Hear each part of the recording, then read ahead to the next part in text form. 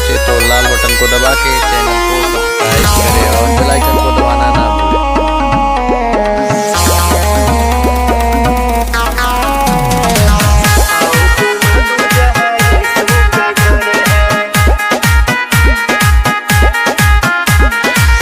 आओ घुमा दूं जहाँ यीशु का घर है, देर ना करो बड़ा लंबा सफर है, देर ना करो बड़ा लंबा सफर है।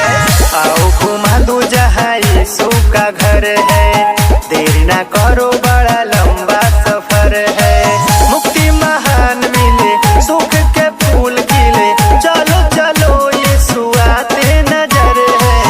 आओ घुमा दूं जहाँ यीशु का घर है, देर ना करो बड़ा लंबा सफर है। आओ घुमा दूं जहाँ यीशु का घर है।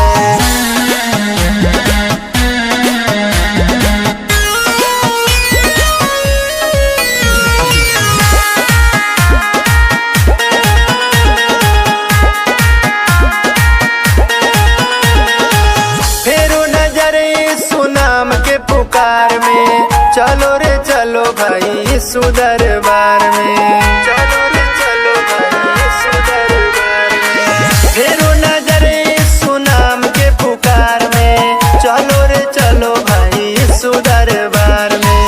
राज दुलारा है वो, सबका से प्यारा है वो, चलो चलो चलो भाई किस बात का डर है। आओ घुमा दूं जहाँ यीशु का घर है, देर ना करो बड़ा लंबा सफर है। आओ घुमा दूं जहाँ यीशु का घर है, देर ना करो बड़ा लंबा सफर है।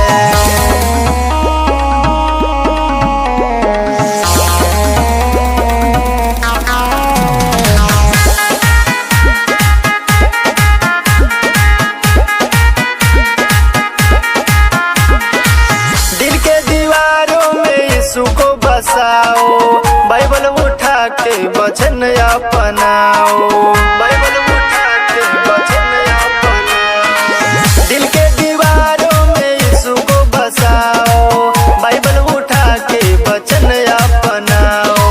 सासों का तार है वो, सबका सरकार है वो, मुंह फेर के बोलो जाता किधर है। आओ घुमा दूं जहाँ यीशु का घर है, देर न करो बड़ा लंबा सफर है। आओ घुमा दूं जहाँ यीशु का घर है, देर न करो बड़ा लंबा सफर है। आओ घुमा दूं जहाँ यीशु का घर है, देर न करो बड़ा लंबा सफर है।